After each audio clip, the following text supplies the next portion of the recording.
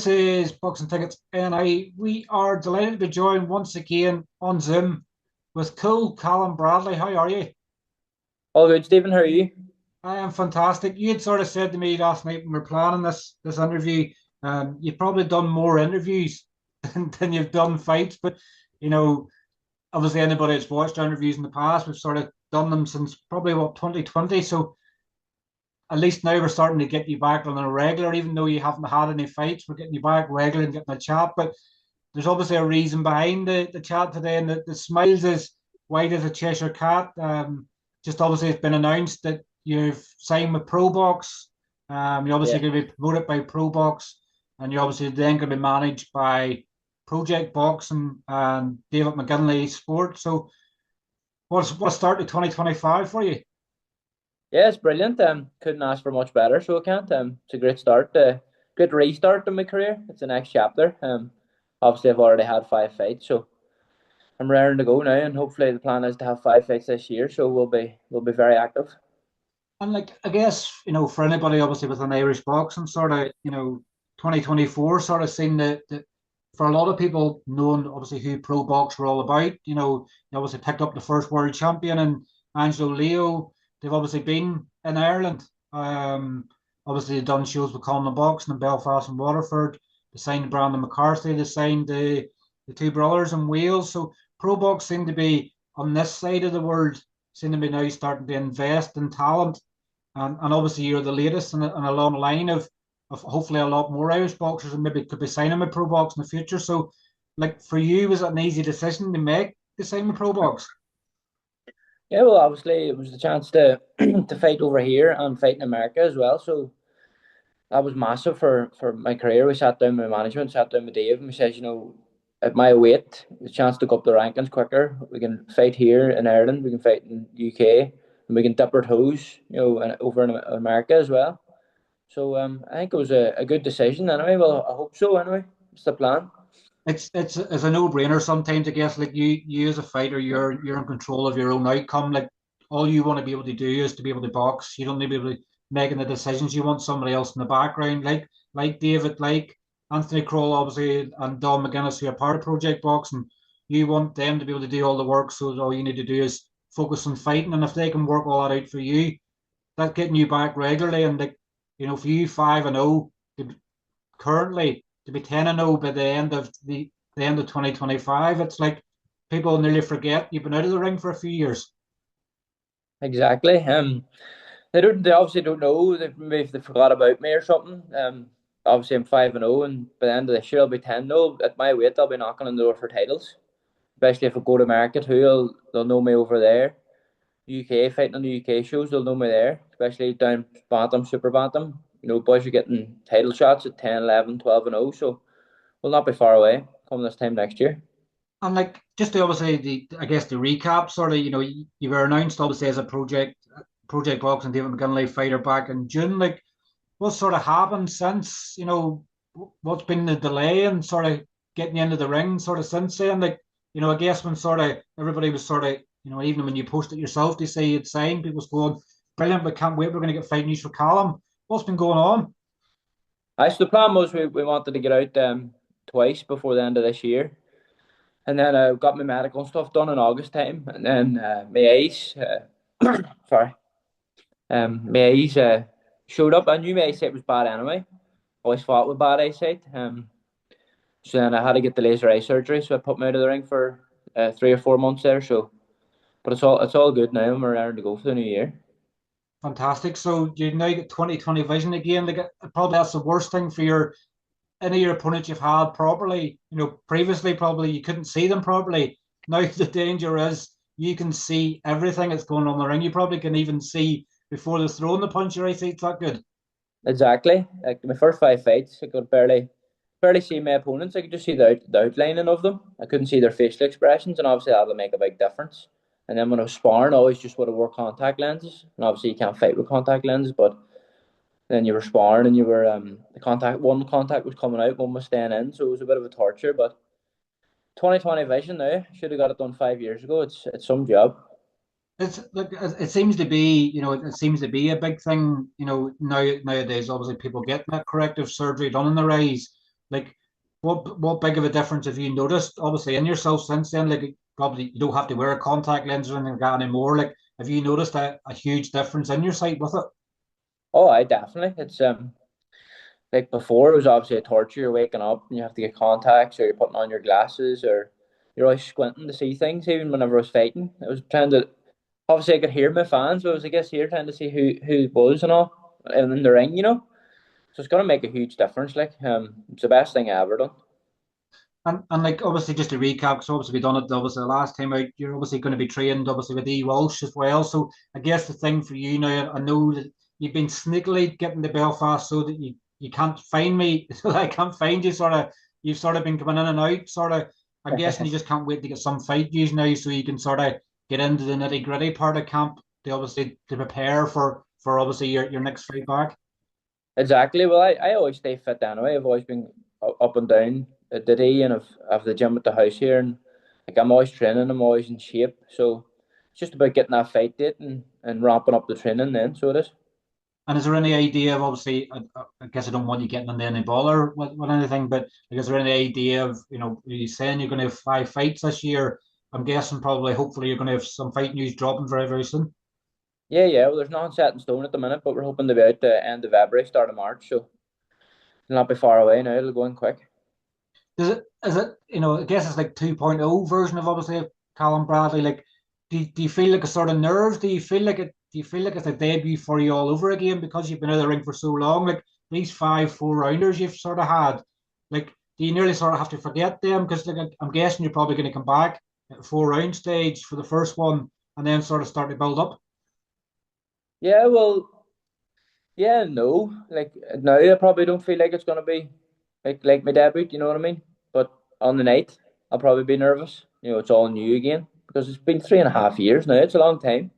You hear people not fighting 6 months and saying, "Oh, it's been a long time since they've fought," but 3.5 years is a very long time. But for me, I feel like I'm a far better boxer since I've even last fought, which is probably sounds a bit stupid to some people, but I think the team around me, and people that know me, and people that have seen me sparring agree with me.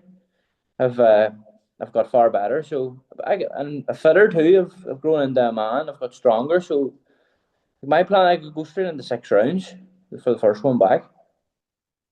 It's like we obviously spoke the last time. Obviously, you done your marathon, your first half marathon things. Like, have you been Last doing marathon. any? Have you been doing any since? I think I've done a high rocks. I think back in August, done a high rock, so I did. And I'm always sparring. I was over in London there, October, November, sparring 10-0, Razor Ali. So he think he's ABO Intercontinental Champion. He's same with GBM. So I've been getting good quality sparring. Like so, it's not like I've just stayed out of the ring and not done any training or sparring. So it's exciting. And like I know obviously you're going to come way down in weight from obviously what you previously fought at. I think when we last spoke, you said that you can make 122 super bantam. Yeah. You've sort of maybe talked there as well, maybe making bantam. Like, what have you made? Obviously, since you've been out of the ring, all these new pros have come about. Like, you've obviously Ruadhan Farrell. It's the Irish champion. You've Conor Kerr there. It's fought for Celtic and Irish titles.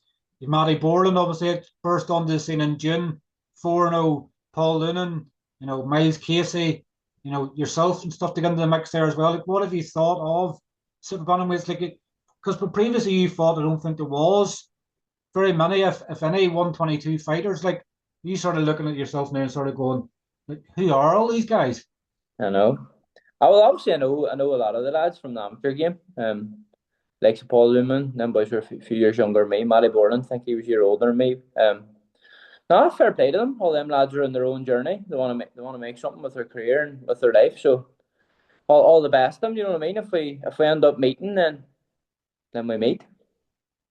It's one of them, isn't it? Sometimes, like, I know that Pro Box and everybody else within your team will obviously have plans for you as well. But like, do you sort of look at a lot of them now and sort of going, where you're not currently in the talk with it, because obviously I know that there's talk of them sort of lining people up for fights, and you're sort of going, the year is going to come from somewhere and wave the hand and go, "Hi, I'm here to fight."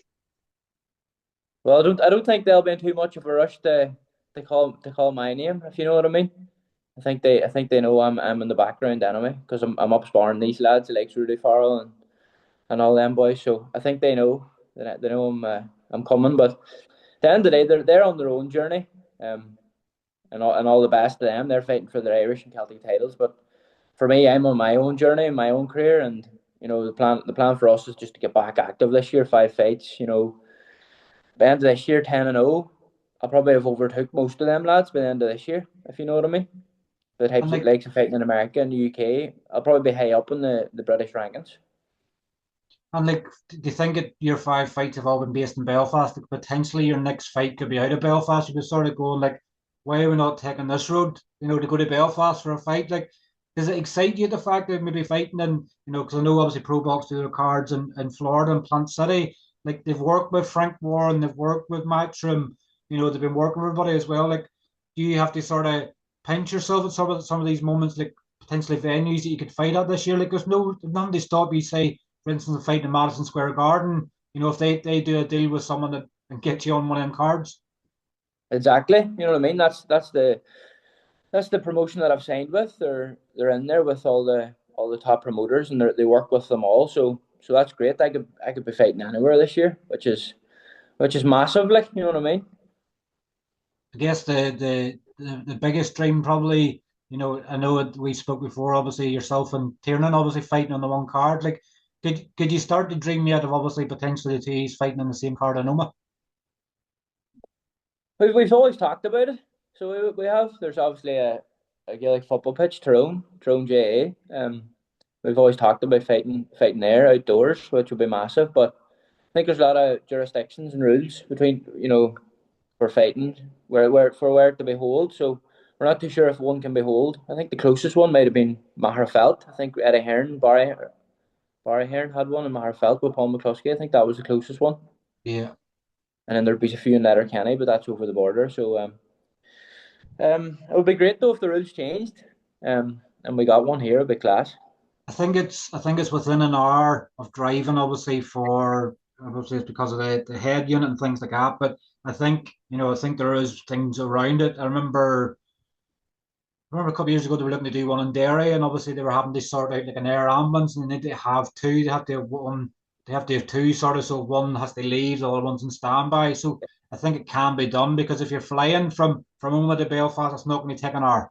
Yeah, But I guess it's the whole cost involved. Like, it's probably not something you can probably look at straight away. Maybe he's potentially get to the stage of fighting for world titles, then it makes more sense. exactly. Why not? You know what I mean? When we're up at the top and we're the household names or whatever, we've got a European title, world title. People are looking at us. Why not bring something to our hometown? You know what I mean? I think a couple of thousand down there in Healy Park. Why not?